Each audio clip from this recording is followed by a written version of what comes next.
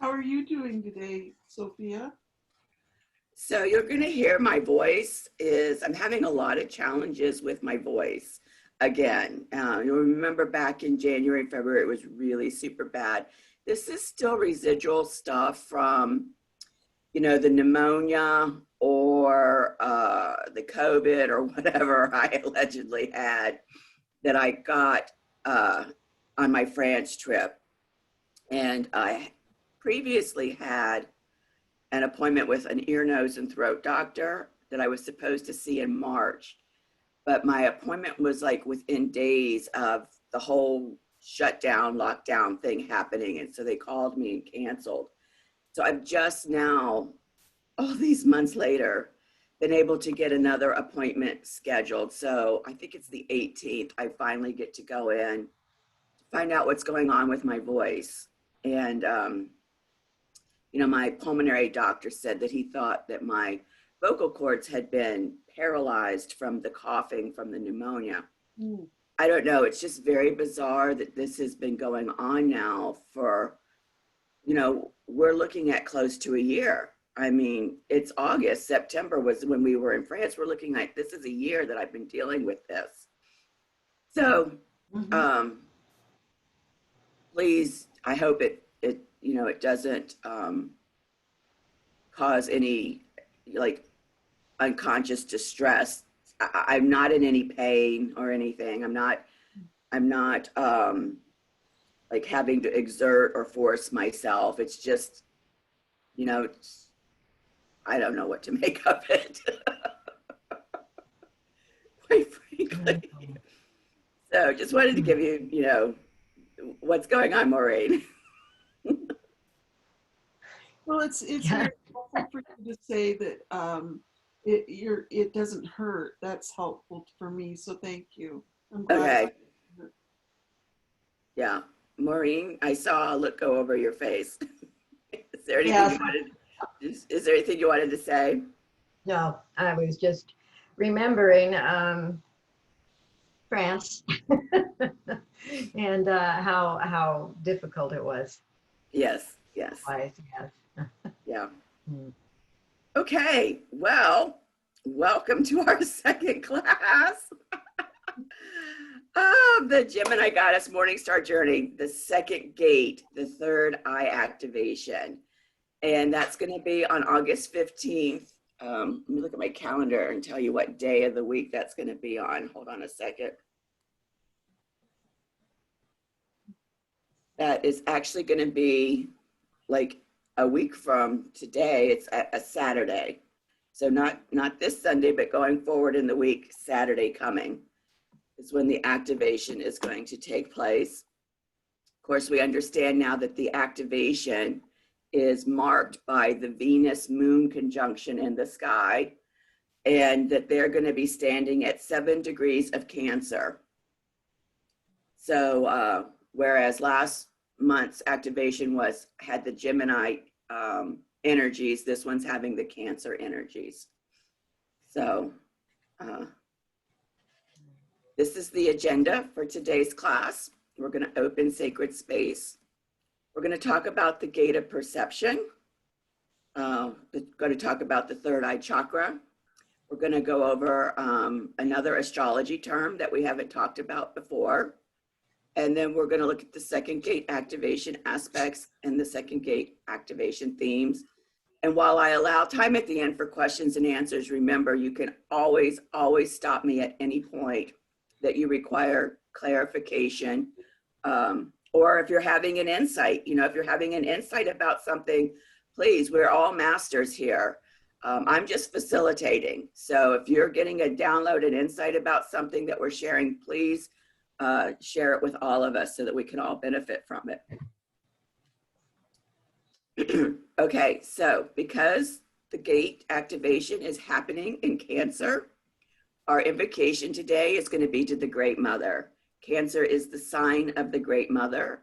And if your moon happens to be in Cancer, like mine is, and I can tell you that Leela's is, then we are of the ancient lineage of the Great Mother. This is where we have incarnated lifetimes after lifetimes, the energies of the Great Mother is encoded in our actual DNA. And I know that Maureen and Wanda, that you're both familiar with the ancient lineages that you are incarnated from, because I've talked to you both about your charts on numerous occasions. So I love this image of the Great Mother here, first of all, because it brings in the moon, which is the ruler of Cancer. And of course, the moon being very significant in this activation. And then how she's just holding the world there is just really beautiful, I think. So who would like to read out the invocation for us? And while we're deciding if you want to, light a candle, I've got my candle lit. Me too. Spray yourself, smudge yourself, whatever you're doing. Take some deep breaths. Get really settled inside of you. This spray that I'm using today, it's also an Archangel Metatron spray from Amanda Ellis. This one's called Magenta Bridge, and it's to bridge heaven and earth. So I like this one too. The only chakra spray of hers that I have is the crown chakra. I'm really inspired now to get the other chakra sprays, but I'll be using this one now because I don't have the other chakra sprays. So, who would like to read out? I vote for Maureen. Okay, Marie. Okay, I figured that. I'm moving the pictures around so I can. So how is the volume for everybody? I'm sorry. I don't know if it's just me. I'm having a hearing issue, or is the volume okay? My volume, it's good. It Yeah. is for me. Okay, Yeah. just checking in. Okay. All righty, great. Thank you. Whenever you're ready, Maureen. In the beginning, the primal waters. In the beginning, the mother's heartbeat. In the beginning, the birthing power. In the beginning, the womb of creation. In all of our endings and beginnings, named and nameless, the great goddess. I invoke the great creative impulse that courageously and generously says yes. Yes to the new, untried, and unknown. Yes to birthing and releasing. Yes to remembering and rejoining. Yes to multiplying the diversity and increasing the love. To ecstatic surrender. Yes, yes, yes. Dreaming matter remembers the mother. May these, her living waters, awaken every cell. Whose children are these? Whose mothers are we? Thank goodness for the mysterious dark. Thank goodness for the birthing light. Thank goodness for the place where light and dark are one. That's beautiful. I love that. Thank you. Mm. So just for your own information, you'll see that I found this particular invocation at this website here, ishtarsdaughters.com. Okay. So here we go. The gate of perception. So I didn't talk about this in our previous class, and it was, for me, it was an oversight. And also I was focused on trying to get everybody up to a kind of like it's the same playing ground level, that's why it was an oversight. But we talked about in the last class how the Venus journey is very much representative of the myth of Inanna and her descent into the underworld, and then her ascent from the underworld. And at each gate activation, we've talked about, we're going through each one of the chakras. But each one of these chakras, or each one of these gates, is actually a gate in which Inanna is being asked to give away some of her power as she's moving deeper and deeper into the underworld. And so the crown chakra is known as the gate of authority. This third eye chakra is known as the gate of perception. And as she's moving through each gate on the descent, the representation of her giving away her powers has to do with removing one of her royal vestments. So at the crown chakra, the gate of authority, she actually gives away her royal crown. Here at the third eye chakra, the gate of perception, she is giving away her royal staff. Here's the staff and here's the crown. Now, when she gives away her crown, she's giving away the symbol of her sovereignty. When she's giving away the staff, it's a symbol of her wisdom that she is losing as she moves through this gate. And what's interesting, you know, we know in the mysteries that we have the as above, so below, as within, so without, mirrors of these mysteries. So Inanna, who is the queen of heaven, her staff symbolizes wisdom. And this wisdom is the Sophia energies of the Christ Sophia consciousness. Now, Ereshkigal, who is in the underworld, she also has a staff. And her staff is a snake. And for those of us that have the Scorpio meta-goddess overtone, like Maureen and I, we're very, very familiar, very intimate with these snake mysteries. Maureen, particularly because it's on her ascendant. Yes. Oh, just excuse me for just a minute. I want to get something that needs to be here right now. Okay. Okay.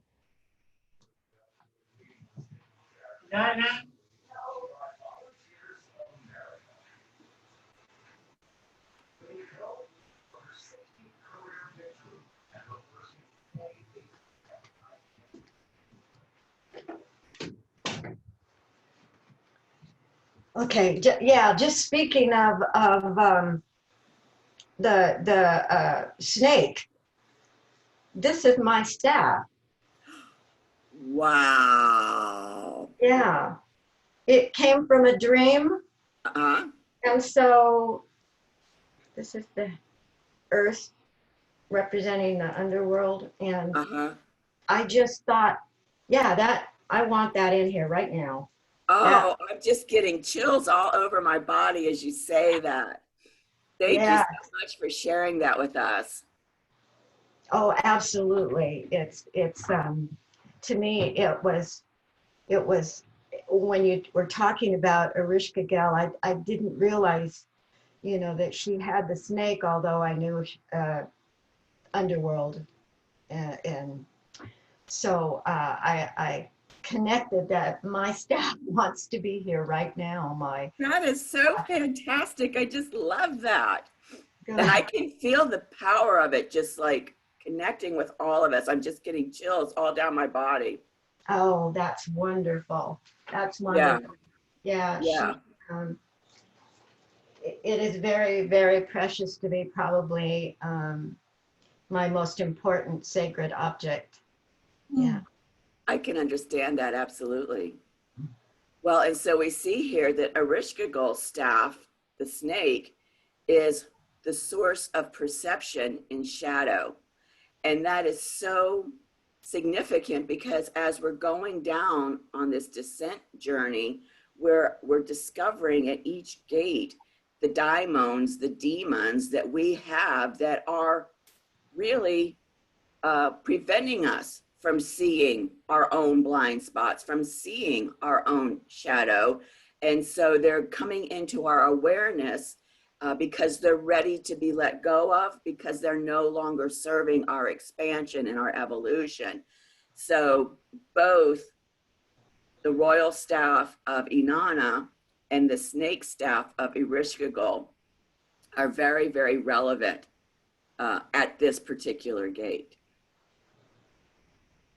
Now, Maureen, you've got a lot of experience with the gate of perception, and you've consciously have moved through the descent through this gate and removing the royal staff. Is there anything that you'd like to share from your experience?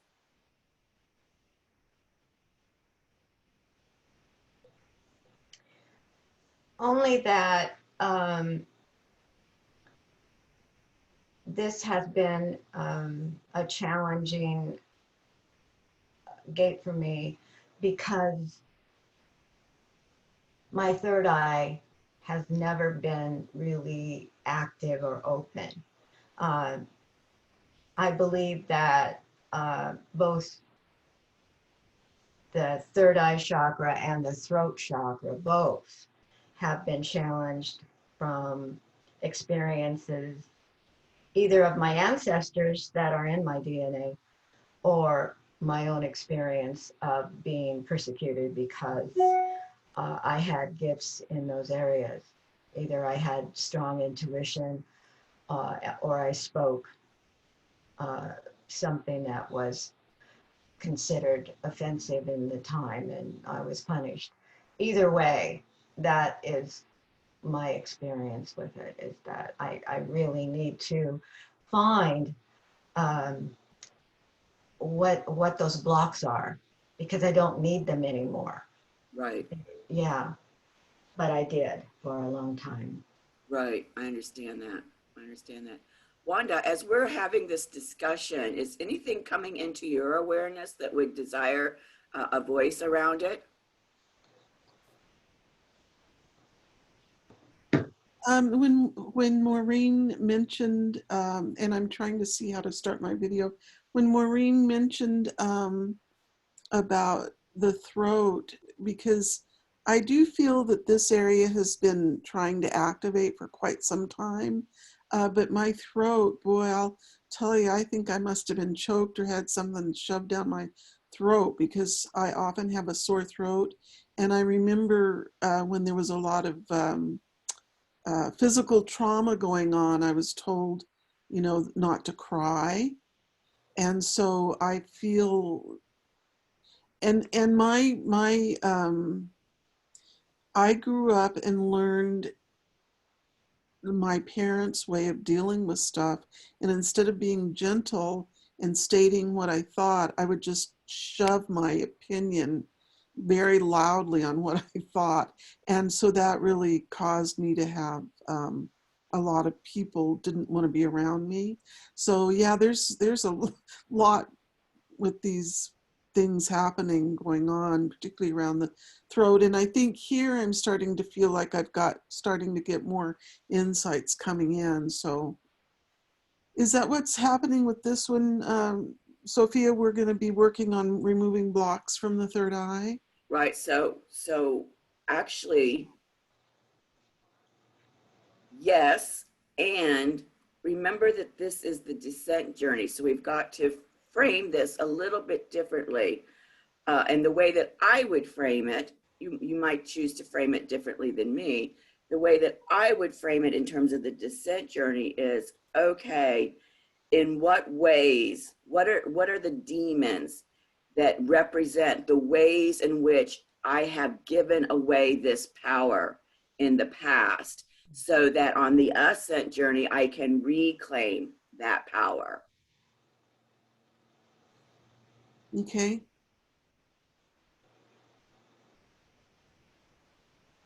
And of course, you know, a lot of those ways that we've given away our power has to do with various types of wounding, whether it's psychological wounding, emotional wounding, physical wounding. If it is, as Maureen said, woundings that you carry from your ancestral lineage, if it is woundings that you're tapped into through the collective consciousness of humanity. So there's various sources of the woundings that could have been the catalyst for giving our power away in these various areas. Thank you. Sure. Is there anything? Go ahead. I just want to say how much I am enjoying my connection with you, Sophia, and Maureen. I just really feel such a wonderful connection with both of you. Thank you. Thank you, Wanda. Thank you. I feel the same way. Is there anything else about the gate of perception that anybody would like to discuss? I also feel that as Gemini overtone, the Gemini goddess, the inner child, uh, which Wanda was talking about, has many wounds, both boys and girls. But often with girls, it is the boys. That's where there's a lot of wounding when we were children, and we carry that in our inner child, I believe. Mhm. So, yeah. And that's a really valid point to make, because with the Gemini goddess, as Maureen said, one of the aspects is the child, the play. The inner child that Maureen's referring to is very much associated with these Cancer energies. Mhm. And so that gives you a clue then that at this gate, it's very likely that some of the ways that you gave away your power in terms of your perception, in terms of your intuition, in terms of your ability to vision, imagine,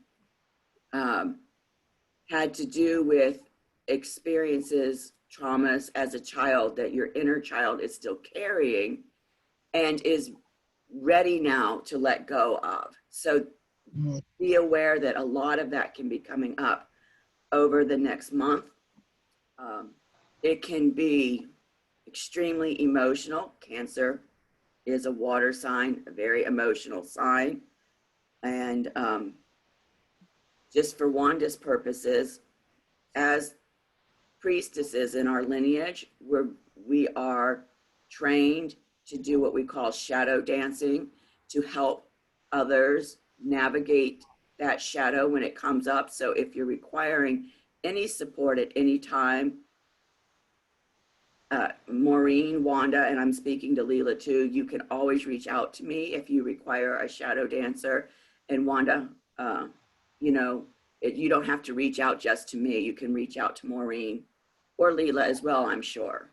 I really want to build the cohesiveness between the four of us, and would really, using the Facebook group, if you don't need a one-on-one, but just need to put words around it, just to allow something to be seen and heard and witnessed, getting more involved in the Facebook group, or, if you need a call with me, you're welcome to, okay?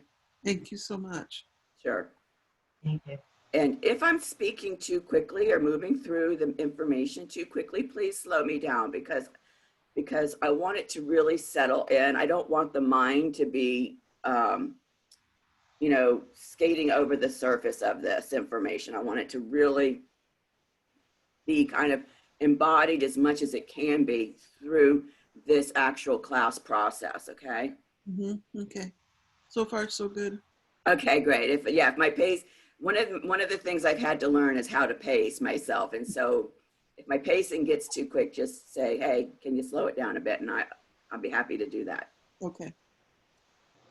Okay. So this is something that I became aware of as I was looking at the gate of perception in terms of the royal staff. And we know we're moving through the chakra system. And so first thing I want to show you is, here is a statue of Mercury. Mercury is the god of Gemini. This is the overtone, the Gemini goddess journey that we're on. And he has what's called the staff of Mercury.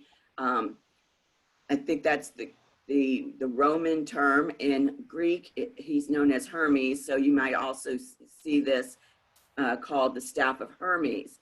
But if you look at this staff here, we've become aware that in our current culture, that it is the symbol that is used in the medical world.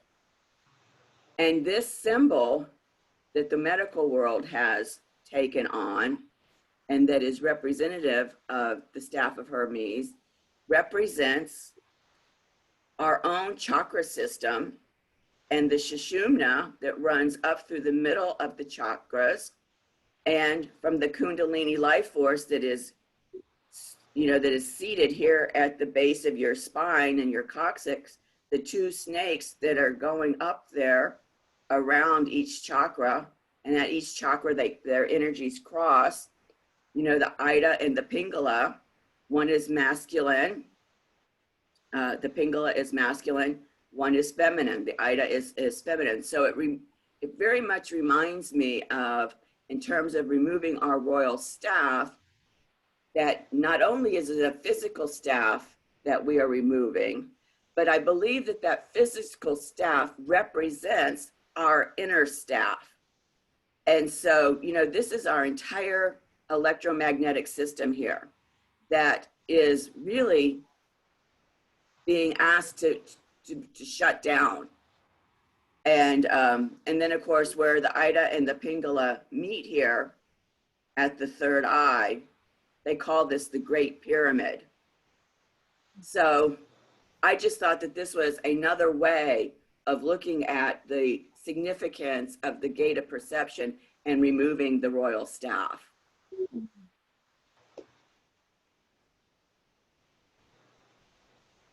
Is there anything anybody would like to share about that?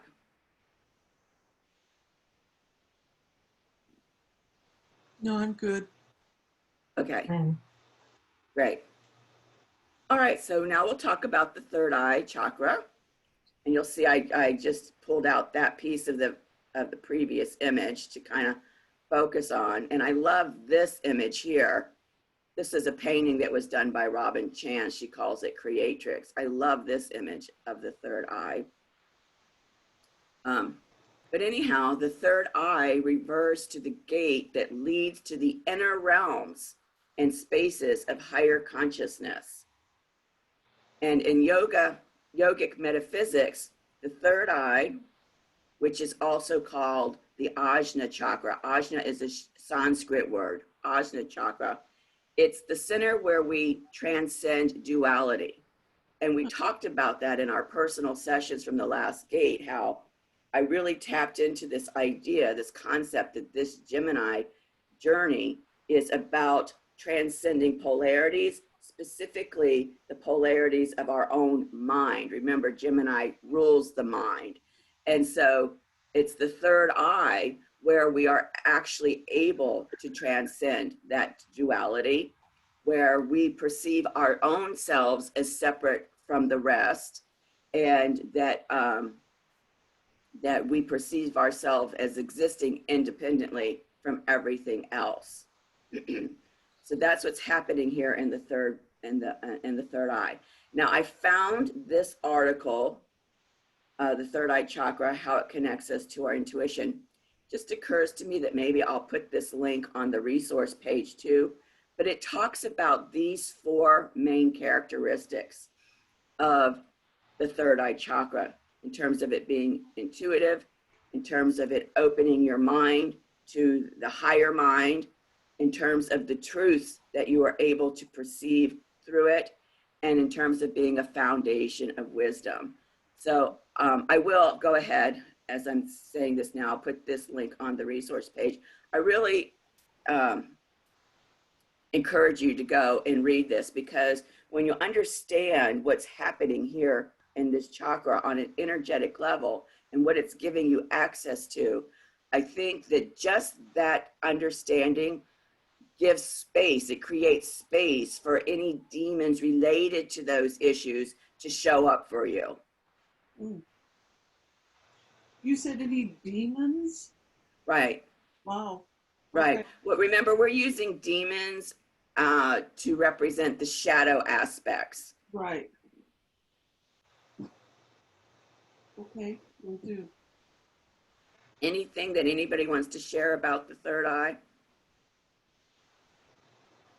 I just would like to say I'm having a lot of pressure in my head. Is that some of that because of all the energies and the clearings that we're doing? Absolutely. Okay. Because, you know, think about the head here. We've got the crown, we've got the third eye, and really we've got the throat, which is the gateway to this whole area as well. So yes, through these, and even when we go on the ascent, then we're going to be going through the soul star chakra, which is, you know, the crown gives us access to the soul star chakra. So yes, these four gates, when they're being activated, can create a lot of physical manifestations in this area. Okay. So you might, you know, you might feel it in your ears, you might feel it in your eyes, you might feel it on your scalp. I mean, there's all kinds of ways that Yeah. it can manifest. Sometimes I even feel like I just have a vice on my head. Mm-hmm. Okay. Exactly. So we've talked before about when we're having those things, what we can do to be gentle on ourselves. And of course, with this gate happening in the sign of Cancer, the Great Mother, you know, one of the things that the Great Mother does is she creates sacred space and she nurtures us.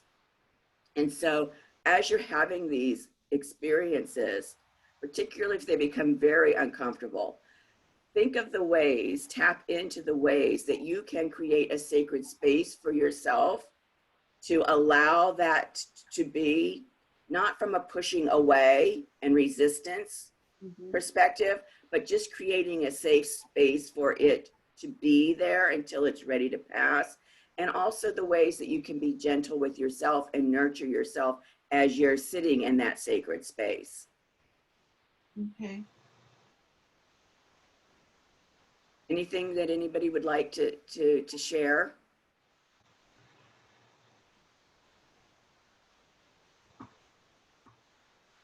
Okay.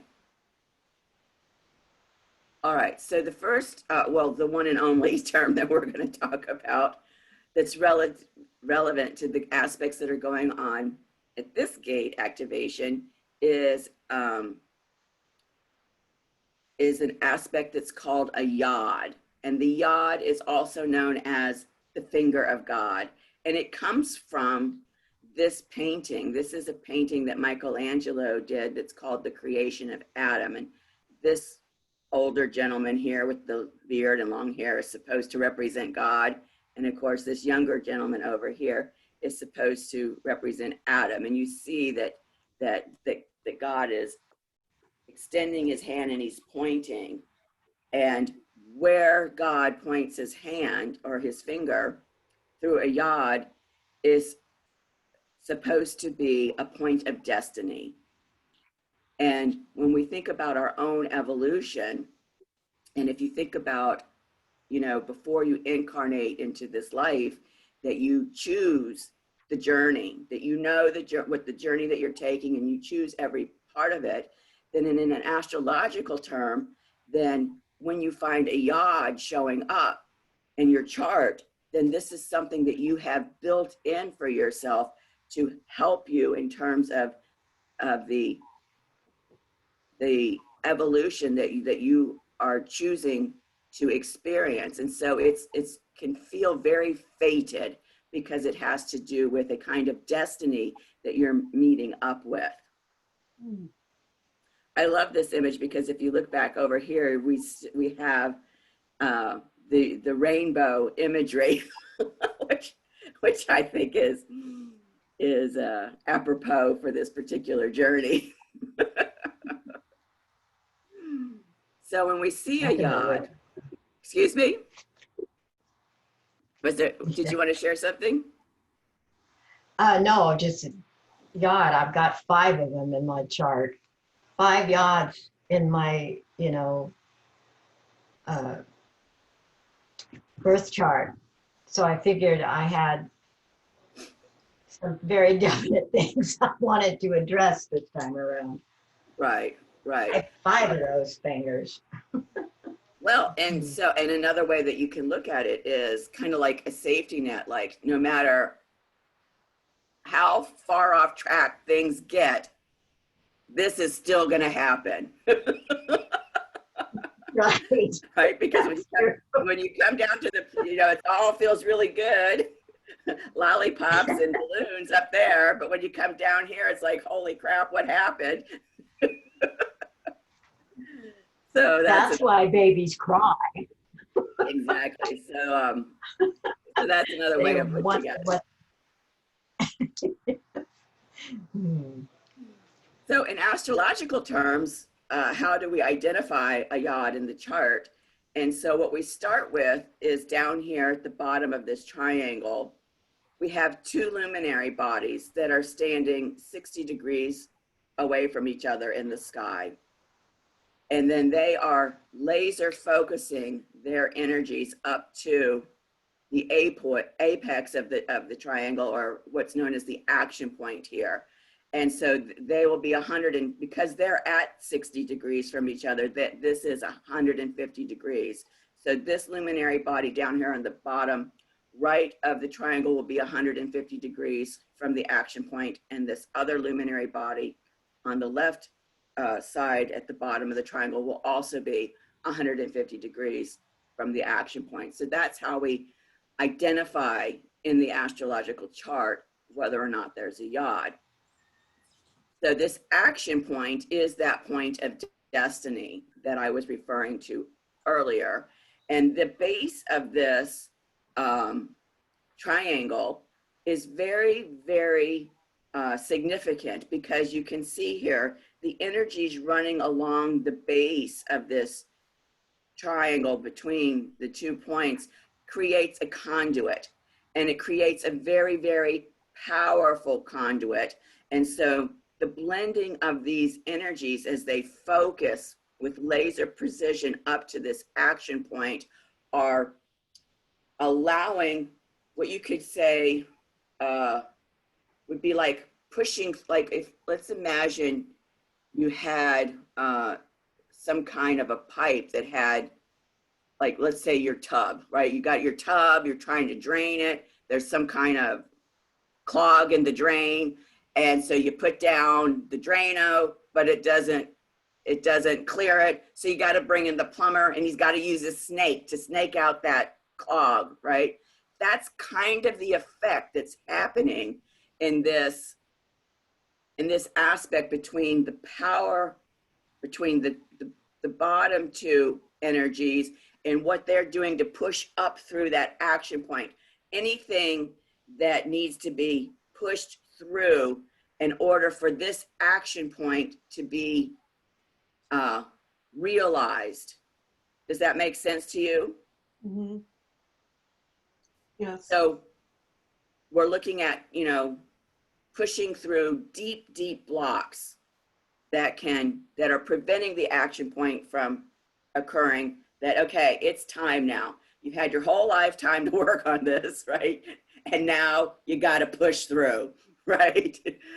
What are they? I'm not a runner, but I know that oftentimes when runners are doing like 5Ks and stuff, there comes a point where they're feeling like they're hitting the wall, and they got to find that energy within them to like push them through to the finish line.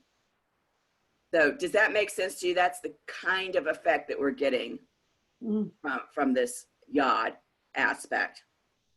No wonder we're feeling so much pressure, huh? Yes, yes.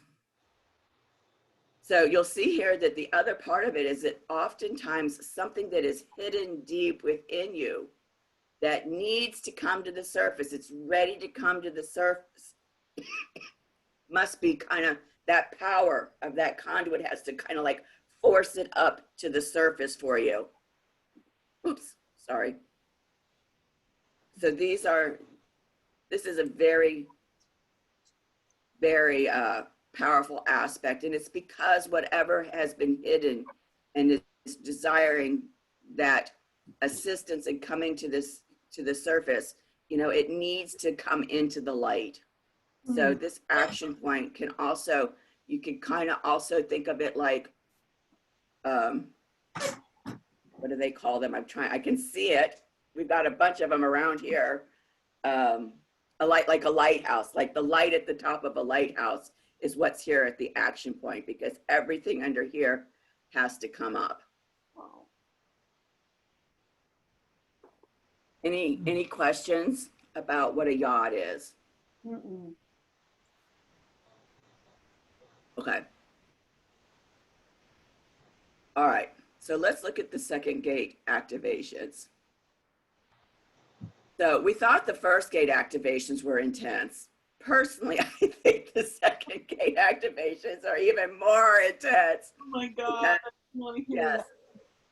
because we also have a T-square. We had a T-square in the first gate activation. We've got a T-square here, and we've got two yods going on. What I did this time to kind of help you as you're trying to overlay this on your own copies of your own solar return chart is I went ahead and I put in the degrees. So Venus, Moon at 7 Cancer. Again, remember in the first gate, they were conjunct Asmodeus and Medusa. Again, because we see Asmodeus is at 6 Cancer, Medusa is at 0 Cancer, we can see that they're close enough. Remember, a conjunction can be within 10 degrees. I like to keep them really, the powerful ones, within 5 degrees. But it's, you know, we talked about the idea of you've got that string of balls. You hit one ball and it activates these others, and then it comes back and hits, and that's what's happening between here. And then I'm including the North Node because 27 degrees at Gemini, standing next to Medusa at 0 Cancer, that's only, you know, three degrees between the two of them. So that would be one of those outer balls. The North Node swings and hits Medusa. It's hitting Asmodeus, it's hitting Venus and Moon, and then it comes back. So that's why I've included all of this in that conjunction for this gate activation. So we had the Venus, Moon, Asmodeus, Medusa conjunction in the first gate. Now we're throwing in the North Node. And so we know that the North Node is all about our evolutionary GPS, what we are evolving towards. And what we're evolving towards here has to do with these Gemini energies. And so this gate activation then includes Cancer and Gemini. And I break that down a little bit more in the next slide. So this is a very complex conjunction that's happening here at this gate activation. Now, because I've included the North Node here, I just want to bring to your awareness that we had on August 5th, so just a few days ago, an exact Venus North Node conjunction at 29 degrees Gemini. Remember that 29 degrees of any sign is a critical point. And so it's, or what I would call a mastery point. And so it's very rare to have a Venus North Node conjunction. And during this particular Gemini journey, between the descent and the ascent journey, we're going to have 2 Venus North Node conjunctions. And on the resource page, in the Facebook group, I put a link to a little video. It's like 15 minutes long that Kaylin Castell did that talks about this Venus North Node conjunction. But because it's included here also, I mean, it's not exact, but it's still the energies, the effect of it is included in the gate activation. I wanted to bring that to your attention so that if you haven't looked at that little video in the Facebook group, I encourage you to go back and look at it. So that's kind of an aside. So with this gate activation, now we're looking at the T-square. So across from Cancer, where Venus, Moon, Asmodeus, and Medusa are, across the sky, and Gemini, North Node, we've got, remember this North Node and the South Node, they always run opposite to each other. So we've got the South Node, the galactic center, we've got Ishion, and now and Quawar. Remember in last month's activation, these same energies, South Node, galactic center, Ishion, and I also believe Quawar was involved in that conjunction in terms of the opposition point of that T-square. And so just like we have Gemini Cancer here, down here, in terms of the opposition, we have Sagittarius and we've got Capricorn, Quawar bringing in the Capricorn opposite Cancer energies. We're going to talk a little bit more about that in the next slide. I'm just trying to give you the picture of what that T-square is looking at. So we've got this Cancer, Gemini, opposite Capricorn, Sagittarius, and then what is that pointing to? It's pointing to Yeshua, and Chiron in Aries. This is really significant. It became clear to me in the last gate because of my own personal solar return that Yeshua is a very significant part of this journey. I actually had, you know how we had the fire, the grand fire trine in the activation? In my own solar return chart, not only was the grand fire trine being activated from the gate activation, but where we had, I think it was Juno and can't remember what else it was, in Libra and, I can't remember what the other, where the gate activation trined Libra, Juno and Libra, right? Gemini to Juno and Libra.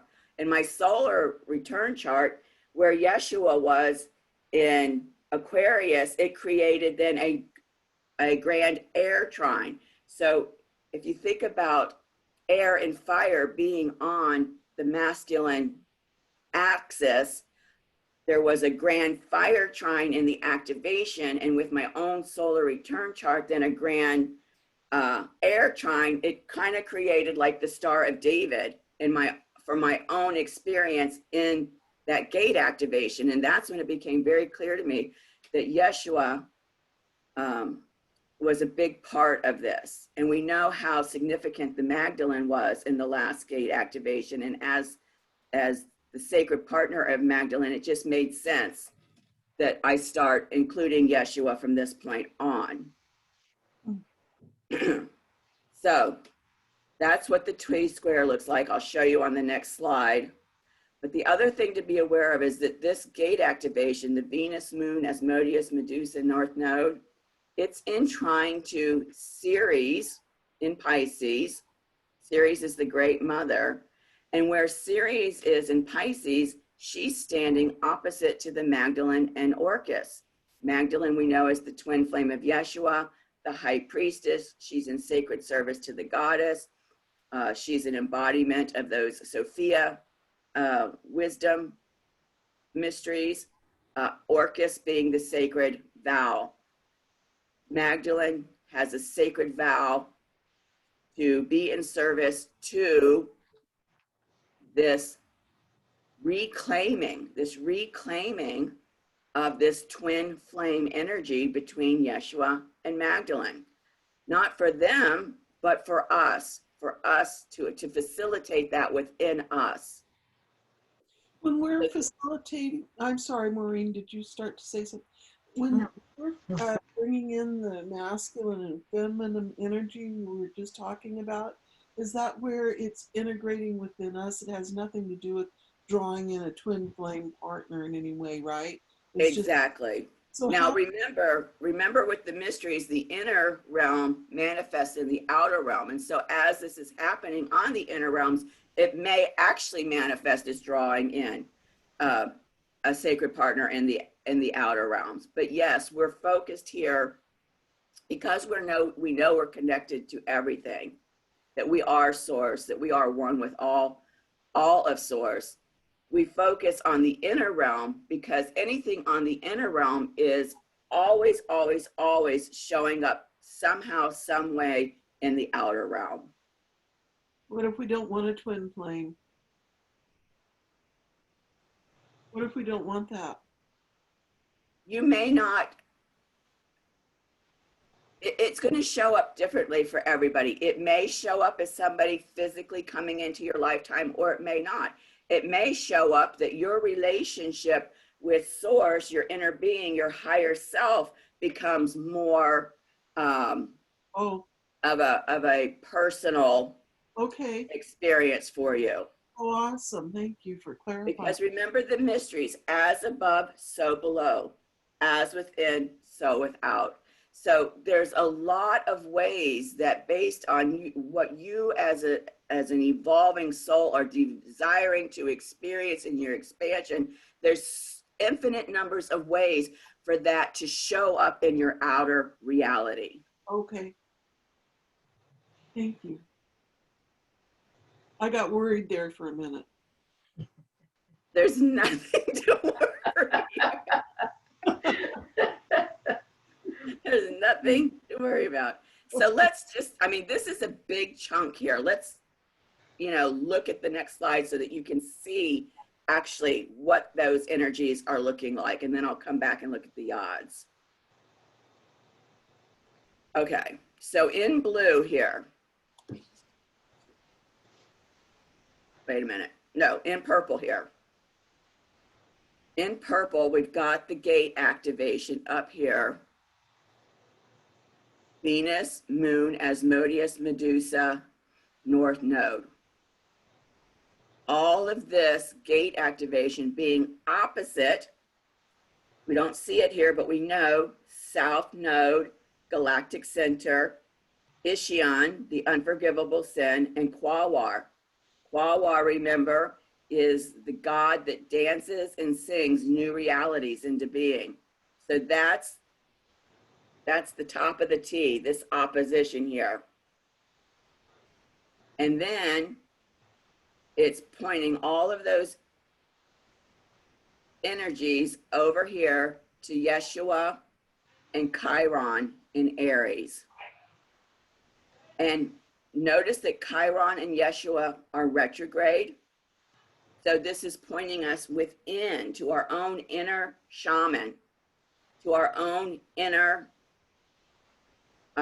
masculine twin flame, right? Because we all have inner masculine, inner feminine energies, and based on our experiences through incarnations, that relationship can become out of balance. And so part of our evolution is bringing those energies back into balance. But we know that through this twin flame relationship between the Magdalene and the Yeshua, it also represents the bride and the bridegroom, the beloved. And so, that energy within us is what's being activated, and it's being influenced in a way I'll show you later with our inner shaman here. So that's what the T square looks like, this dark purple line. Okay. Now, these dark purple circles, you'll notice, are also engaging the light purple circles. This goes back to the concept that when you hit one ball, it hits another. So we've got the gate activation up here, standing in trine to Ceres. Ceres is the Earth Mother, the goddess that is the Earth Mother, here in Pisces at 8 degrees, right? Venus and Moon there at 7 degrees. There's a trine going between there. So remember with trines that the Earth Mother is flowing in a very harmonious way, her supportive energies to this gate. This also brings in the between the Pisces being source and Ceres being the Earth Mother, this is also activating those as above, so below mysteries.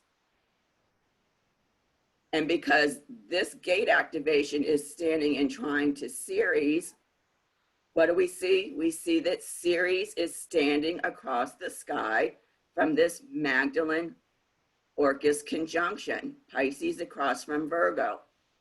We know Virgo is the sign of sacred service to the sacred feminine, Magdalene an embodiment of the sacred feminine, Orcus being the sacred vow.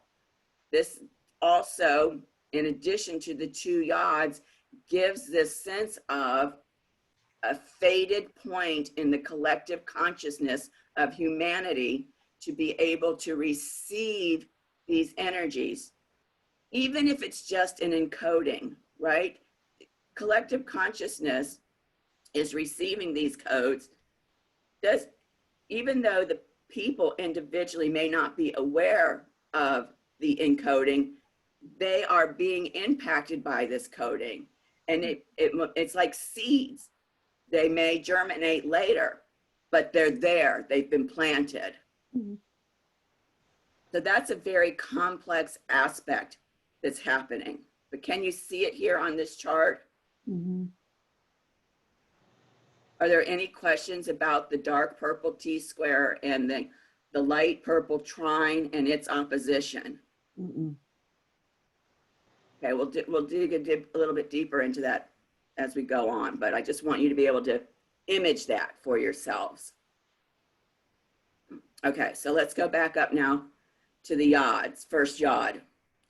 The first yod at one point of the base, we have Pluto and Saturn in Capricorn, and across from it at 20 degrees, we've got Neptune in Pisces.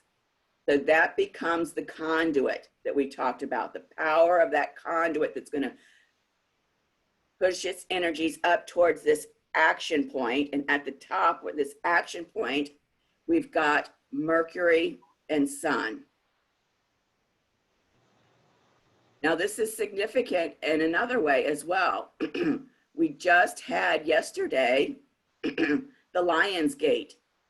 And so this sun energy is very much holding the codes of that Lion's Gate energy. And it has to do with the sun and its position to Sirius. And just so that you will notice this when you look at it later, I did put Sirius on the chart here, standing at 14 degrees of Capricorn, of Cancer, pardon me, Cancer. The Lion's Gate generally happens when the sun crosses over 15 degrees of Leo, which is considered the middle point of Leo. And with Sirius being here at 14 and some degrees, close to 15 degrees of Cancer, that's where that connection, this connection here is called a semi-sextile in astrology terms, very close connection. So because those codes have been seeded from Sirius into the sun, through the Lion's Gate yesterday, I put it on here because that sun holds those codes for this yod. This is really, really powerful. So this first yod is in blue. We see down here, we've got the Pluto, Saturn conjunction. Notice both of those are retrograde, again, pulling us in. What is it that needs to be transformed and made manifest within? Here in Capricorn, standing across from Neptune and Pisces, also retrograde. Again, this is all deep inner work that we're doing. And this conduit is pushing up to this point of action here where we've got Mercury. Remember that Mercury has the staff that we're giving away. Mercury is the ruler of Gemini, who's, the Gemini goddess journey that we're on now, standing right here next to the sun in Leo, Leo being the sign of the compassionate heart. So this is a huge, huge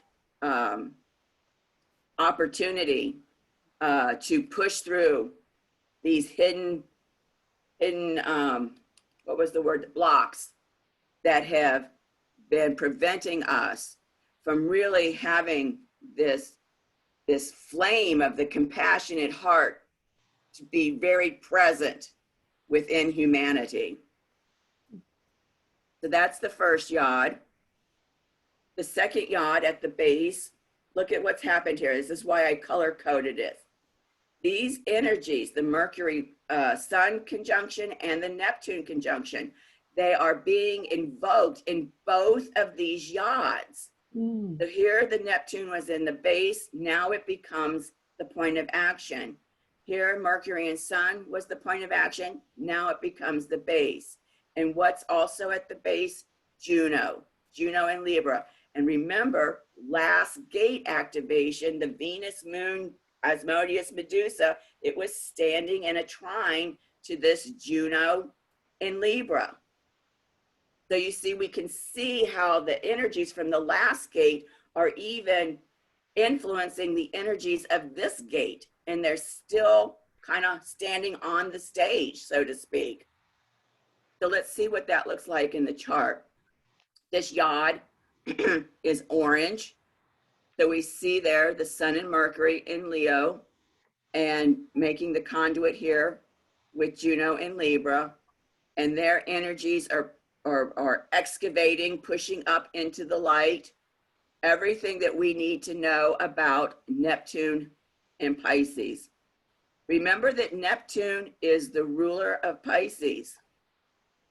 And so this is really getting into this oneness consciousness, this embodiment of being the compassionate one, this opening the pipeline to accessing your own source within, right? Your inner being who is the extension of source. And so because this is retrograde, really, any blocks that have been preventing individuals from really getting in touch with, knowing and experiencing their inner being that is that extension of source are being pushed through and brought into the light so that we can now recognize that relationship. And it's a sacred relationship, right? Juno, the goddess of sacred partnership in Libra, the sign of conscious equal partnership. I mentioned this in the previous discussion when you were talking about, I don't want a twin flame. Remember, Wanda? And I said, the relationship between your inner being and source that you become conscious and consciously engaged with is what's happening here through this yod. Well, I love that. I love that idea. I'm all for that. I just didn't want a physical twin flame. Well, remember that anytime we push against something, we're attracting it. And so rather than focusing energies on, I don't want that, you can choose to focus your energies on, but I love this. Let me focus on this and experience this. All right. Thank you for pointing that out. Yeah. Maureen, how is this feeling to you? How is it settling in with you? Fine. Yes, I'm glad you diagrammed it like this with the colors. It really helps me a lot to see that. Okay. So as we move forward, we'll be focusing on these three aspects. And just like in the first gate activation, we do have a couple of other trines and we do have another opposition. But look at this trine. Here, the Mercury and Sun conjunction comes into play. And what is it trine? It's trine Black Moon Lilith, Eris. Remember how significant Eris was in the last gate activation? And Mars. And what's really groovy about this is that at this Lion's Gate, we have the moon, who is so critical to this gate activation, being conjunct Mars, the sacred masculine, and that energy trining over to the sun that was receiving those codes from Sirius. So you see, that's why I want to point out again and emphasize that this Lionsgate information and encodement is very foundational and very significant for this particular gate activation that's happening on Saturday. And then here comes Magdalene and Orcus again. Their conjunction in trine to Uranus and Taurus.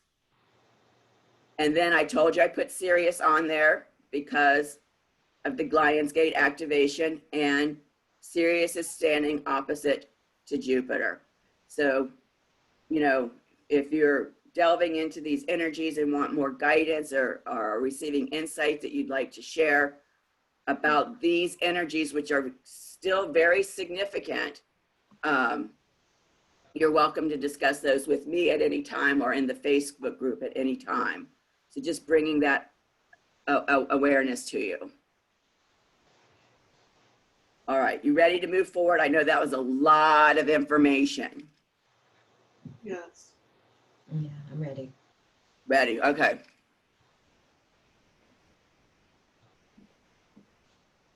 All right. I know this looks like, So let me kind of break it down for you. From this point up, this is talking all about the T-square that the gate activation invokes. And then from this point down, we're talking about how the gate activation is trining Ceres and how Ceres is standing opposite Magdalene on Orcus. Oops, that one is not supposed to be there. I missed that. Sorry about that. So I brought in this image here of Yeshua and Magdalene and the twin flame. And if you haven't read it yet, I did a blog post for the new moon in Aquarius that talks about the Aquarian twin flame archetype, which is very much being encoded in these activations. I did put a link to it on the resource page. So I, again, encourage you to read that blog post so that you can have kind of a deeper insight and clarity into some of these things that we're discussing that's happening here.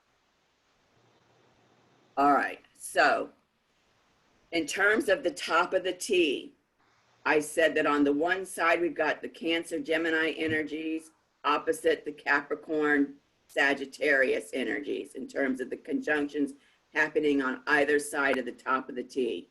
Is everybody with me on that piece? Yes.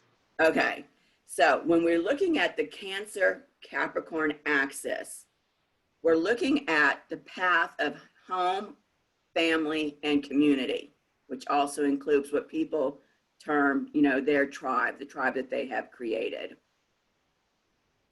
When we're looking at the Gemini Sagittarius axis, we're looking at the path of the quest mate. So the energies that are a part of these two paths are being called upon to help focus the breakthroughs in consciousness in terms of that Yeshua Chiron conjunction. Remember when we talk about a T square, we've got two 90-degree angles. Those squares are breakthroughs in consciousness. Now, on the path of home, family, and community, we've got Cancer and Capricorn. Our Cancer energies are the Venus-Moon conjunction, Medusa, and Asmodeus. The Capricorn energies are Quawar.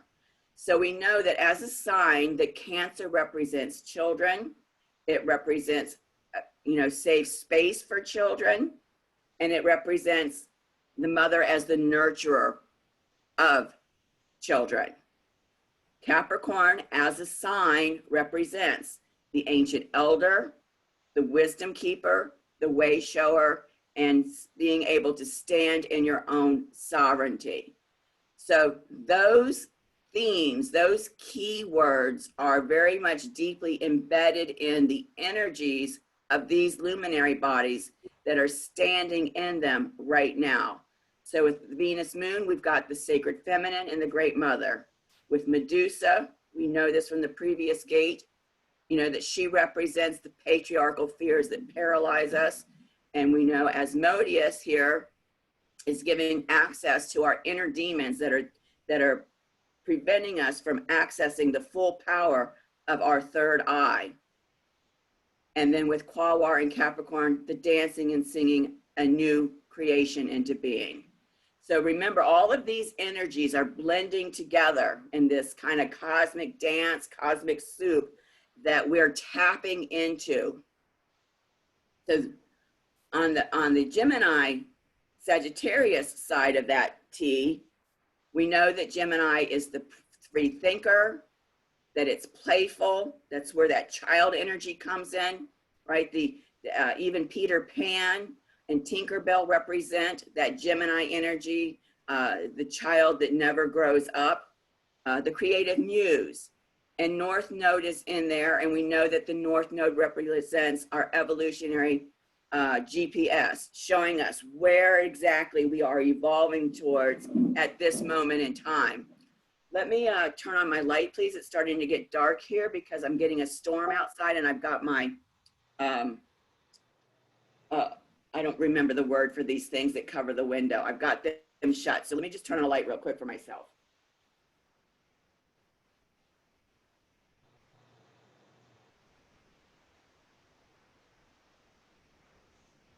Then on the Sagittarius side, where we've got the South Node, The South Node representing the skills that we've brought into this incarnation.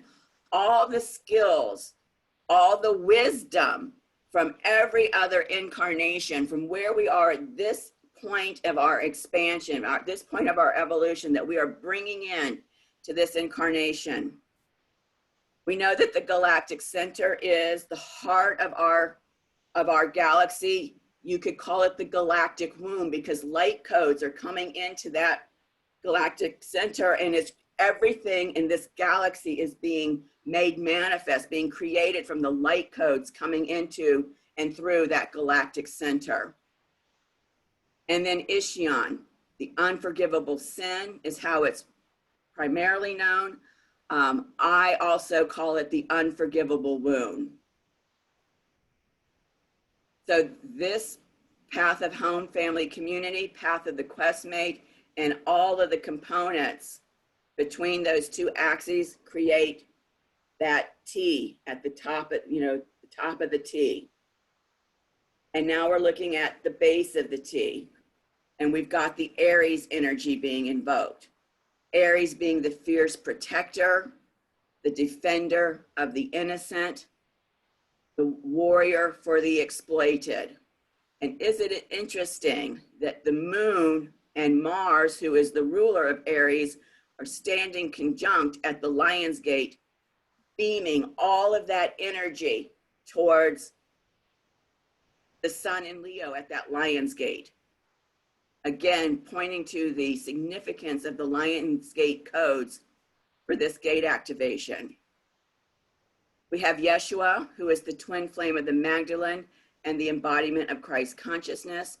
And we have Chiron, who is the cosmic shaman that provides us our shamanic medicine. So this is all about the T square, all of the energies that are being woven through and allowing us those two opportunities for breakthroughs in consciousness at this gate activation. Any questions about that piece?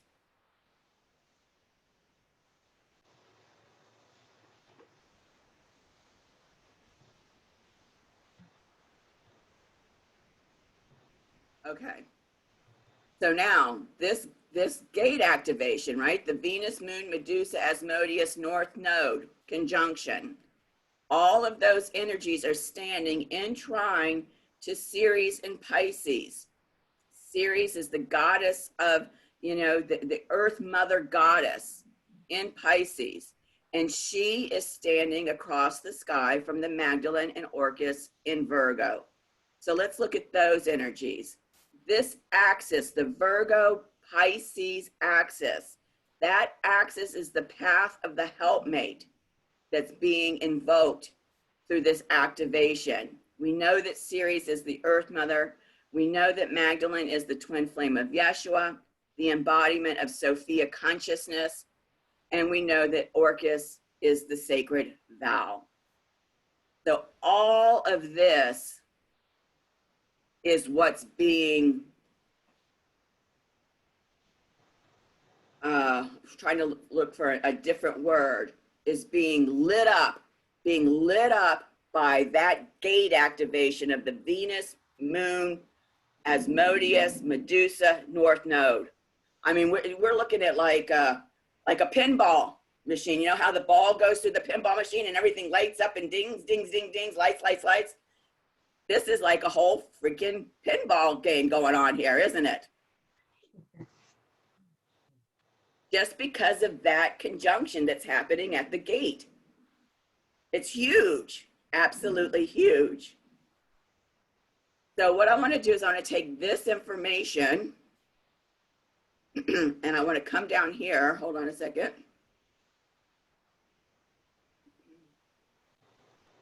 And I want to show you the shamanic medicine. Remember Chiron at the base of that T? Shamanic medicine that is being open to us to call on, to pull on. So we've got the Aries energies, we've got Cancer, we've got Capricorn, I did not put in the Gemini and Sagittarius one, and that is an oversight, so I will speak to it. But the Aries shamanic medicine has to do with self-love and personal identity. And when we're looking at this shamanic medicine, some of the questions that we might ask ourselves is, do I have the right to exist? And how do I exert my right to exist? These are questions that you can ask yourself in terms of tapping in to that shamanic medicine of self-love and personal identity. With Cancer, the shamanic medicine is exquisite self-care. And because Cancer is a water sign, water has to do with emotions. The exquisite self-care has to do especially with the emotional body. And so the questions that you can ask yourself to tap into that medicine is, how do I nurture and care for my wounded inner child? Or how do I raise up my wounded inner child to be the divine inner child? With Capricorn, the shamanic medicine is responsibility for your contribution. And so to tap into that, you can ask yourself, what gift or skill do I have to contribute to the world? And can I or will I take responsibility for my contribution? So these questions just create the space, right? The cauldron for that medicine to come up and for you to immerse yourself in and receive. Now, I apologize for omitting the Gemini and Sagittarius medicine, but I will share them now. I will update this slide and put it up on the resource page. So for Gemini, the medicine is trusting your intuition, right? That's that third eye, trusting your intuition, whatever you perceive as your telepathic or psychic abilities. And so the questions for tapping into that medicine are, can I trust my mind so that I can open up to the higher mind?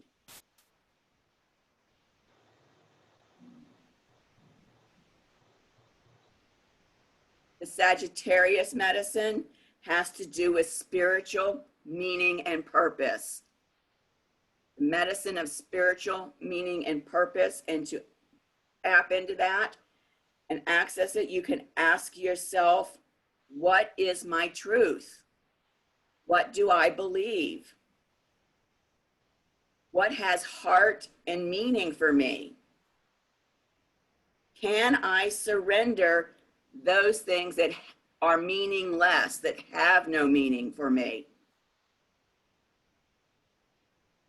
So with that Yeshua Chiron conjunction at the base of the T-square, we're invoking all of that medicine. And remember, it's retrograde. So all of that medicine is within us. We just have to pull it forward as we are processing this gate activation and bumping up against all the ways that we have given away our power in terms of being able to fully use the third eye chakra, the gate of perception.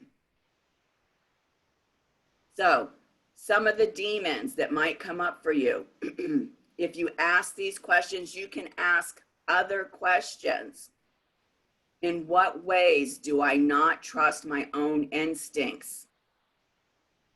Or you could say my own intuition, right? Because that's the medicine of Gemini. How am I blocking my visions and insights? Am I being blinded by illusions? Right? Things that are appearing to be truth. The Sanskrit word for that is Maya. What is the Maya that's showing up and keeping you from seeing the truth? Does access to truth cause me to experience cognitive dissonance?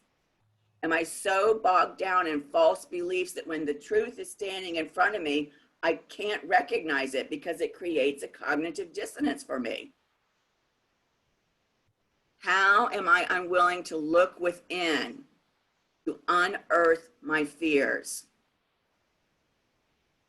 And where has my reasoning become clouded? So in all of these ways, and with the support of all of this medicine, you should be able to start to receive insights in terms of what's coming up for you that is showing you the ways in which you have given away your power that has shut down your third eye chakra. Any questions, any ahas, anything that's desiring a voice, please share. Well, my one thought is there's a lot of questions here. So would we want to take maybe a particular one that we're drawn to and meditate on it for a day or two? And Absolutely, Wanda, absolutely. And maybe journal around it as well. Okay.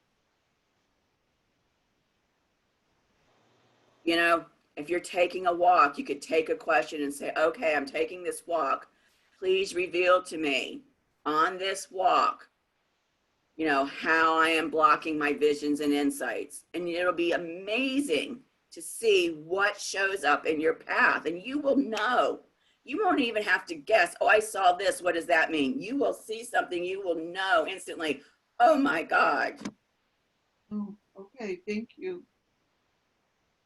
A perfect example of that is if you've been watching my Facebook feed, I have been trapped in my anger and my hopelessness regarding this global issue of child sex trafficking. And I got to the point where I'm like, oh my God, have I lost myself in this? Do I need to like create some kind of a, you know, like a time out for myself? You know, I was like, ah! So last night I'm standing outside looking up at the sky. Uh-oh. Yeah, I'm still here, Maureen. Because it's like 5 o'clock in the morning or 6 o'clock in the morning, right? I'm looking up at the sky at the moon Mars conjunction, and I turn to look over my left shoulder. What is the left side of your body? It's the feminine side. I look over my left shoulder to see Venus in the sky, and as I'm going like this to look at Venus, I see a shooting star. Wow. And it was like a sign for me that it's okay. I'm being inspired to put these messages out there. It feels, you know, I've really tapped into this fierce protectress, you know, about those things that are being exploited and bringing light to that. And it's okay. That's exactly what I'm supposed to be doing. I'm not getting lost. I'm not getting trapped in it. So these, you know, when you start asking yourselves questions about various things, the universe rises up and gives you the answer. Well, do you mind giving an example? The one question that I'm kind of stuck on is the one under Cancer. How do I raise up my wounded inner child to be a divine inner child? Can you give some insight on that? Okay, so when you read my post about the Aquarius archetype of the twin flame, Okay. I talked at great length with Maureen about this, about how I had this understanding that that when the Aquarian archetype becomes seated, that it gives the inner child that everybody is looking at as the wounded inner child. That's all you ever hear about the inner child. It's wounded, it's wounded, it's wounded. And yes, there are a lot of wounds, but at some point, it has to be allowed the space to heal and become whole. And when that Aquarian archetype of the twin flame gets embedded, it supersedes the Piscean archetype where everything is wounded and never recovering and allows the space for the inner child to now be elevated to a whole new frequency where it's no longer the wounded inner child. It has become the divine inner child that is the product of these twin flames. Well, does a divine inner child mean playful and inquisitive and okay? Beautiful. That's bringing in those Gemini goddess energies. Yes, that's exactly a beautiful way of describing what does it feel like to have that divine inner child present within you. Oh, thank you. Okay.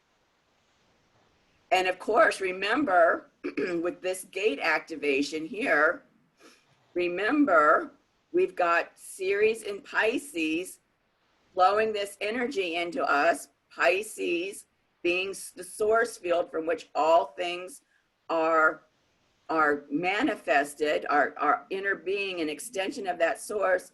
It's the divine realm. Pisces is the divine realm. So we're getting access to that here.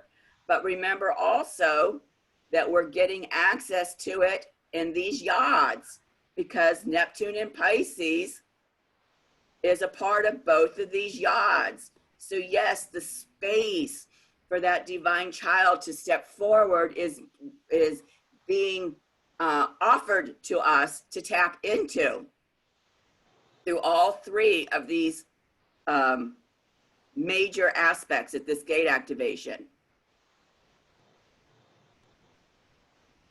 So will we be feeling the intensity like we have last month where we had some really intense days?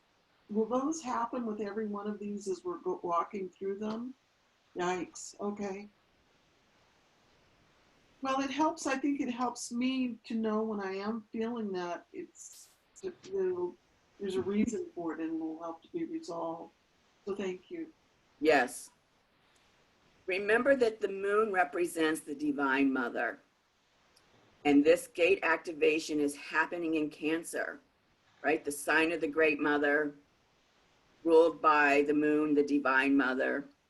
And so you've got the capacity, you're being given the playground to allow that inner child to become the divine child through this gate.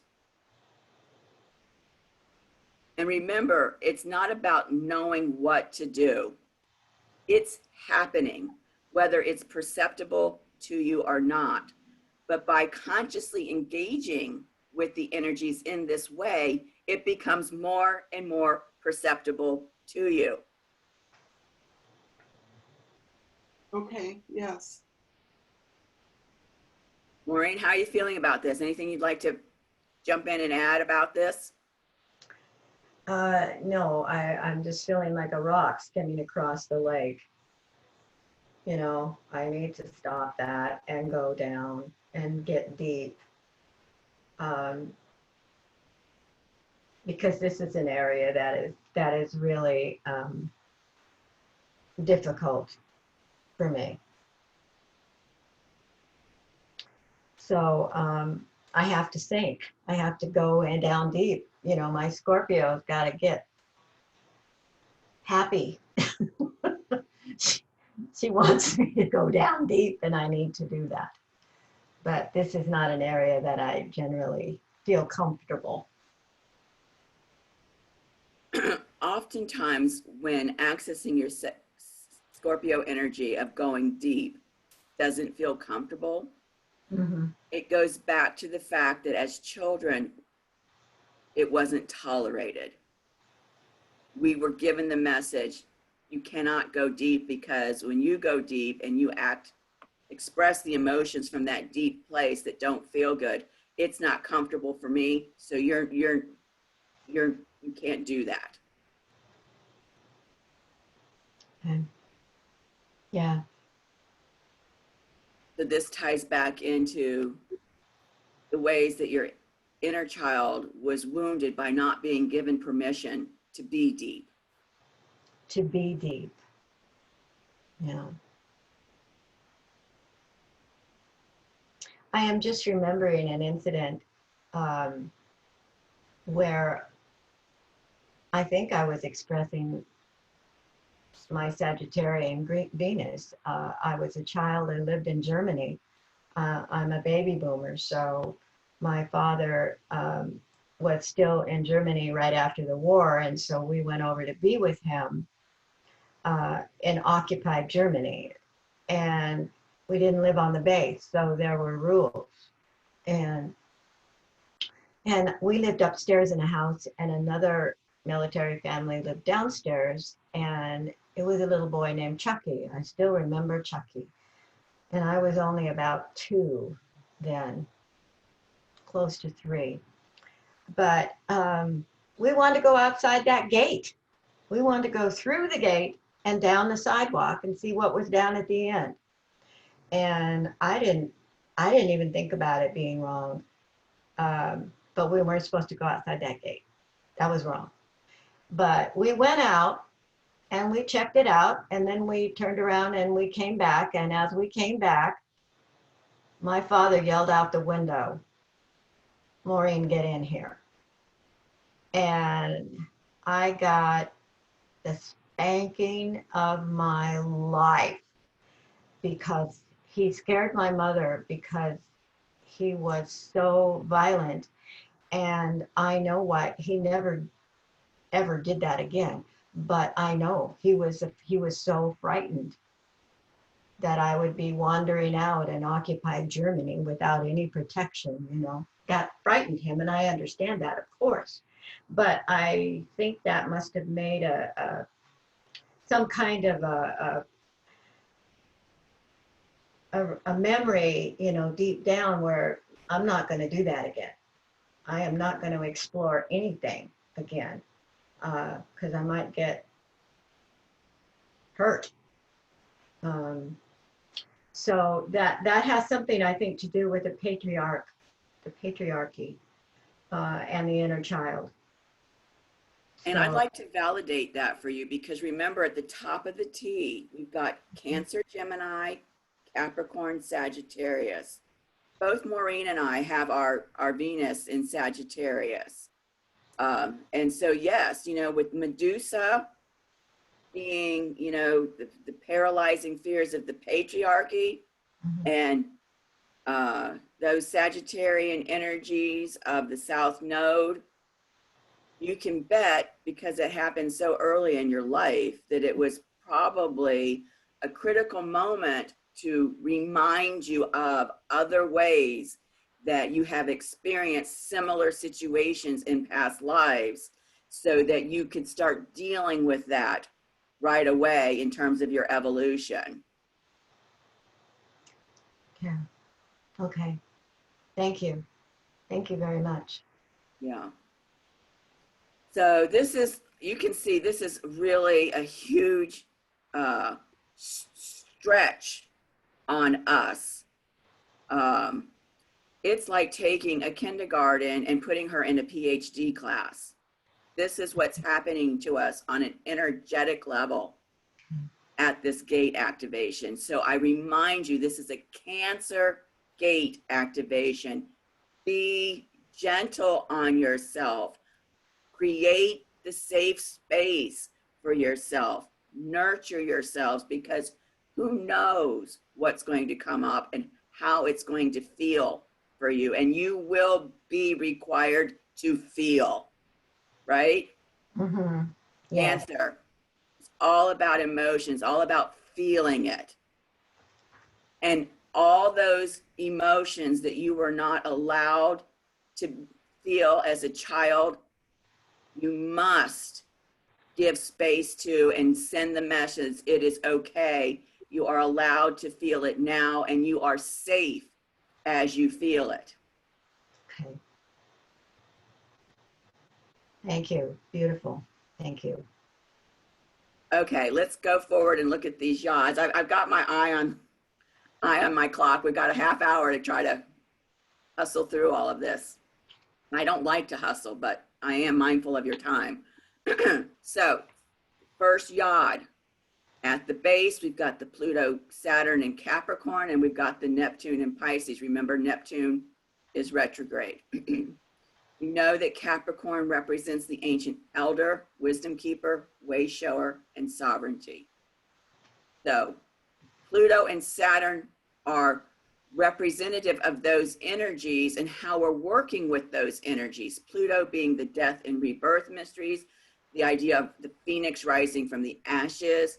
But more and more than that, how am I regenerating my power, right? All the power that I gave away. How can I transform those spheres so that I can regenerate my power in a way that I am giving myself full access to the embodiment of my ancient elder, knowing myself as a wisdom keeper. Because when I gave away my power, I lost connection with that part of myself.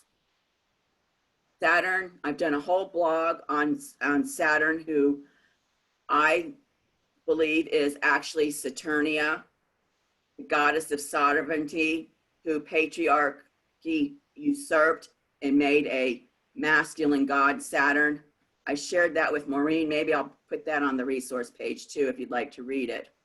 But Saturn has to do about mastery. I am so sick and tired of people talking about Saturn/Saturnia in terms of limitations and hardships and, you know, authority and control. Well, under patriarchy, that's what it is. But as Saturnia, she's all about coming here as an embodied master. And what are you the master of as an embodiment here on the planet? Has to do with manifestation. She is the gateway between the outer planets and the inner planets. And so allowing all of the outer realms to come through and manifest here in the physical realms. She's also the Lady of Capricorns. Capricorn is her realm. In Pisces, we're dealing with source, unity consciousness, divine love, the compassionate one. Neptune is the Lord of Pisces. He is that pipeline to source. I've talked to you in your readings about, you know, the old movies where the president's got the red phone and he picks it up and the president of Russia is on the other end, you know, that direct line. That's what Neptune is. Oneness, enlightenment. And it's retrograde. So it's the pipeline to your inner being, who is the extension of source that is embodied within you. So that's the base. At the apex, we have the Mercury Sun in Leo. Leo, we know, is the compassionate heart, represents royalty, the creative force, radical radiant love. Mercury has to do with connection with your tribe, how you communicate with your tribe, your intuition, your perception, your self-expression. Sun is not only the heart of the solar system, but it represents our heart chakra. It is our life force. It is our creative energy. It is that which gives us our feeling of vitality. So these are all of the energies that are, you know, being forced up to this point of action to excavate any blocks that are allowing this compassionate heart, your connection with it, your ability to express your creative energy, your ability to express your compassionate heart. Those blocks are being blown out with dynamite. Dynamite, right? That Pluto energy is a powerful energy. It's going to blow that crap out. So what are some of the third eye demons? When we look at these keywords, the energies that are being put into this cosmic dance of this yod, well, how is my inner being and all that I have mastered supporting me to transcend any limitations or deceptions that are preventing me from connecting with and expressing my creative energy, or preventing me from perceiving that I am standing in the light of divine love? These are two really powerful questions that you can use to tap in. Now, I haven't asked you yet. I did give you the assignment to come up with some questions about each one of these aspects, right? So I'm going to go through these and then we'll go back because I want to get through the information first. And if you can just even share one, each of you could share one question that you came up with on any one of these aspects, I would love for that to be recorded for us. So this second yod, we've got similar energies between the Mercury, Sun, and Neptune, Leo, Pisces energies, but now we're bringing in Juno, goddess of sacred partnership. With Leo, again, we've got the compassionate heart, royalty, creative force, radical, radiant love. We know about the connection, intuition, perception, self-expression, and that life force, creative energy. With Libra, we talked about her the last time, conscious equal partnership, the beloved, the powerful helpmate. And remember, one of the axes that's being activated through that gate activation is that Virgo Pisces axis, right? Where we've got Ceres in Pisces opposite Magdalene, Orcus in Virgo. That is the path of the helpmate. Sorry. That's the path of the helpmate. Here, Juno in Libra can be the powerful helpmate as you navigate that path. I'm sorry, my throat's starting to really. And here we've got these energies again from Neptune that we discussed on the previous yod. So when we combine all of these energies, all of these keywords, you know, a question that you can ask yourself, blending all of this together is, how can my inner beloved and life force create a sacred partnership that allows me to transcend the polarity of my left brain and right brain so that I can experience unity consciousness? Just one question that will really open you up to quite a bit of downloading should you choose to use that question. I just want to, okay, I'll get to that slide later. So, who would like to give me one of the questions that they came up with, or one of these aspects at this gate activation? Please let me know which aspect you're referring to so I can pull up that slide and then tell me the question that you came up with.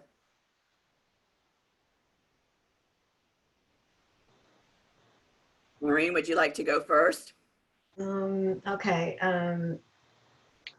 Well, I kind of discussed it with you a little bit, the background of it. And I think that was coming through the experience I had in Germany and then the T-square. On the T-square, okay. So Yeah. what is the question then that you came up with for yourself? What patriarchal fears keep my inner child from expressing joyful, playful nature? Beautiful. So can you say it again very slowly? So if anybody wants to write it down, they can. That's a beautiful question. What patriarchal fears keep my inner child from expressing her joyful, playful nature? Wow, what a powerful question. Thank you. Now, when I talked to you a couple of months ago, you said that you couldn't do that. You remember telling me I can't do that? I was still saying it when I sat down to write these questions. I don't do this very well. No, you did a beautiful job. I mean, that is a deeply powerful question. I mean, how does that question resonate with you, Wanda? I think it's an awesome question because I think that we all have patriarchal wounds that have stifled us. It's great. And I have to apologize. I don't remember that you had requested us to write out questions. Actually, when I sent the email letting you guys know that the resources were posted to the page, I put it in there. So if you didn't see the email, I understand. I saw the email, but I hadn't opened it yet. So Okay. I apologize. Okay. So let me point out something to you real quickly that's might be a little obvious in this last question that I presented to you. You know, let me just point out these keywords. When I'm talking about the inner beloved, you know, I'm talking about, you know, these Libra, Juno energies. When I'm talking about life force, I'm talking about these Leo sun energies. When I mention sacred partnership, again, pulling in Juno and Libra. Transcending has to do with Neptune and the Pisces energies. Experiencing unity consciousness, again, you know, Neptune, Pisces energy. So I wanted you to kind of see how these words that I'm using relate to these energies that I've pulled forth. On the previous yod, I'm sorry, I'm having so many problems with my throat. Again, inner being, we know, has to do with those Neptune, Pisces energies that I have mastered. Here we're talking about Saturn, Capricorn energies, transcending, again, the Neptune, Pisces. Limitations. Limitations is a shadow word for Saturn. Deceptions is a shadow word for Neptune. And I wanted to specifically point that out to you because I wanted to give you a tool that you can use for yourself, because I always really focus on the evolving consciousness of these energies. But because this descent journey is really causing us to tap into the demons, the shadow work, it's important that you have words that you can use for those demons. And I'm having a hard time with my screen. Hold on a second here. There. That you can use for, for those energies. And so there is a site that I like to use that I'm going to pull up here. And if you read the little booklet that I provided on the resource page from the first gate, I talked about this, where you can Google for keywords. And so, for instance, I would type in here, keywords, oh, sorry, I type in, sorry, astrological keywords. Having problems here. Astrological keywords for the sun. And you're going to get a bunch of stuff. But this Jessica Davidson, for me, she comes to the top because I always pull on her information. She has done a phenomenal work. She's in the UK, but you can do any planet, you can do any sign, astrological keywords for Leo, you know, whatever it is. But pull up the one that says Jessica Davidson. When you bring up her page that has the keywords there, what's really great is she gives you the empowered keywords, and she also gives you the shadow keywords. And so if you go down here, you'll see with the sun, we've got confidence, we've got creativity, but the shadow side is your ego, right? So one of your questions when you're looking at those yods is maybe, how is my egoic expression preventing me from accessing my inner being or knowing my inner being, allowing my inner being to take the stage, right? Because the sun in Leo is all about being on the stage, being in the spotlight. So how is my egoic expression preventing me from allowing my inner being to stand in the spotlight and be on, you know, on the stage in the spotlight? Other things that we have here, let's see here. Oh, we've got hope. We've got male role models. How have the men in my life modeled to me, you know, a safe and secure connection with their, you know, deep emotional feelings? That could be a question. So when you look at these keywords, you'll see that it gives you access to the shadow, especially at the bottom. It does the creative expression and the destructive expression. So pride, arrogance, vain, condescension, being overbearing, being childish, pompous, extravagant, boastful. These are all shadow expressions of the sun. And because the sun rules Leo, also of the sign Leo.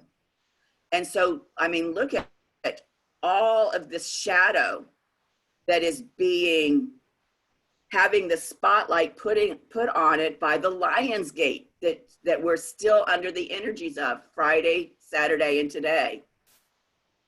So I just want you to be aware that this is a good source for you to use as you're looking at your own chart and the chart for the gate to help you formulate questions that can really take you deep into the shadow work. Does that make sense? Yes, thank you for pointing that out. So that makes sense. Yeah. So it's very much an art, and it's very much a part of tapping into your own soul language.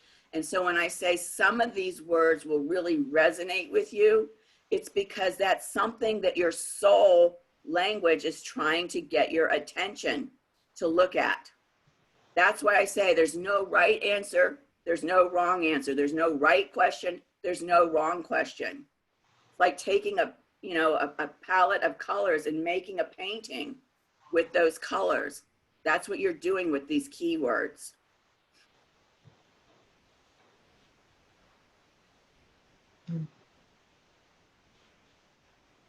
Then the other thing I just want to remind you about is, let me see if I can make this bigger, hold on.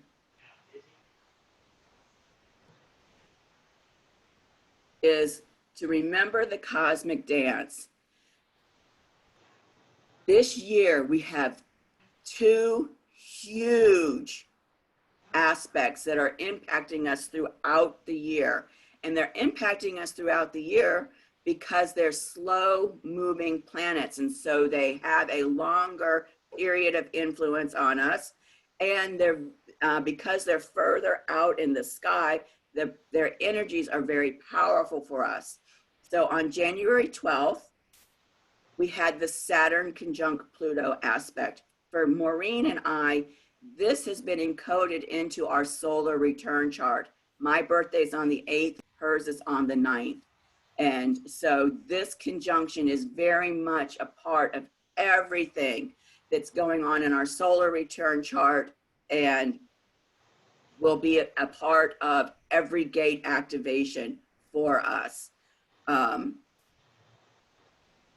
Then the Jupiter-Pluto conjunctions that are happening this year. There's going to be 3 of them. This is a rare occurrence. The first one was on April 4th. The second one was on June 30th. And now we'll have another one coming up on November 21st. But when you look at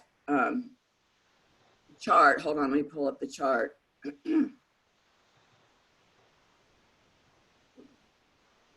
you look at this chart, you can see Saturn, Pluto, Jupiter, Pluto. While they're not exact like they were on those dates, you can see that they are still playing in the same sandbox with each other. They are impacting us all year long. So as you're digging into this information that I'm sharing with you, just keep in mind these powerful influences for the course of the year that are impacting our journey and how they're showing up through these gate activations. I mean, I would say that the significance of them would be like, if you're watching some kind of a movie, it might have various things going on in the story, but there's this undercurrent of a theme that is a part of the plot. that's running through all of these different aspects of the story. That's the influence of this Saturn, Pluto, and Jupiter, Pluto aspects this year. All of this different stuff is going on at each gate activation, but underneath all of that, there's this thread that embodies the Saturn Pluto energies and the Jupiter Pluto energies. And notice here at this gate, they're all retrograde. We've got so many retrograde energies. The Ishion Quawar, retrograde. I mean, there's so much we talked about already up here. Look, Ceres retrograde, Neptune retrograde, Chiron Yeshua retrograde. These energies are pulling us deep, deep, deep within ourselves.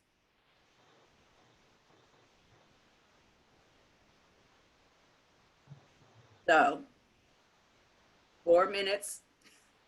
Any final words, any final questions, any ahas that you can share with us? Anything about what you're experiencing that needs to be witnessed, anything at all?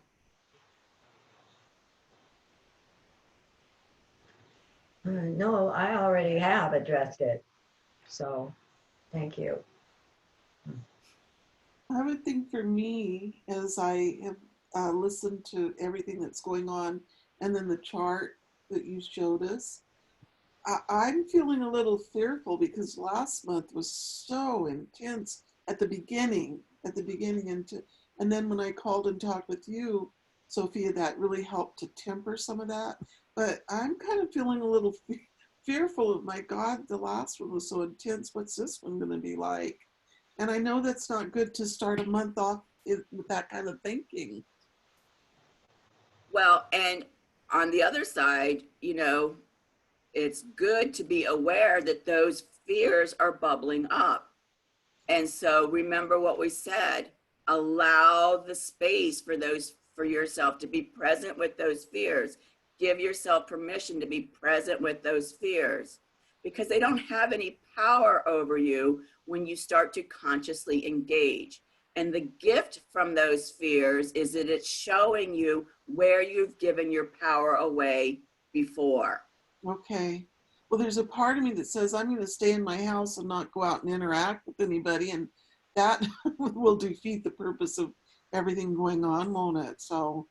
Well, you can try to outsmart the universe, but if you stay in your house, trust me, the universe will figure out a way to use what's in your house, what you're watching on TV, your interactions with your pets, whatever it is, tripping over the ottoman and stubbing your toe, whatever it is, the universe will find a way to use it.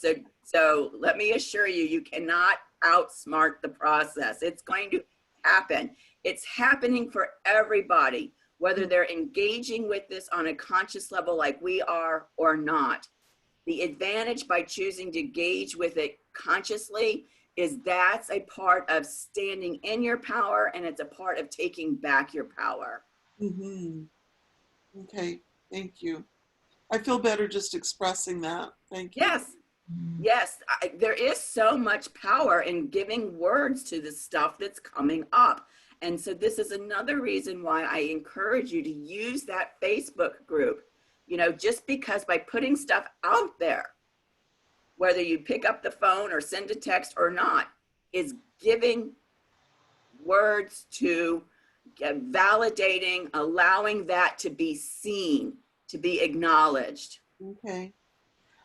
And I don't know if you would feel comfortable exchanging phone numbers, Maureen, but I would be very comfortable in doing that. Oh, sure. Okay. Yes, absolutely. Okay. Thank you. Mm-hmm.